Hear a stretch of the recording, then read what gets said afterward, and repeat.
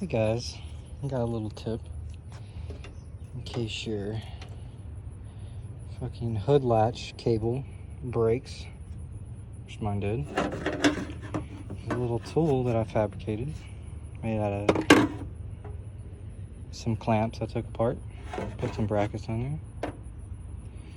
And what you want to do is you want to try to wedge your hood up.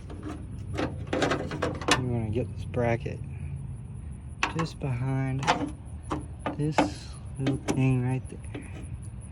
You just give it a little pull. Swings up. This is just temporary for right now. Had to make it work though.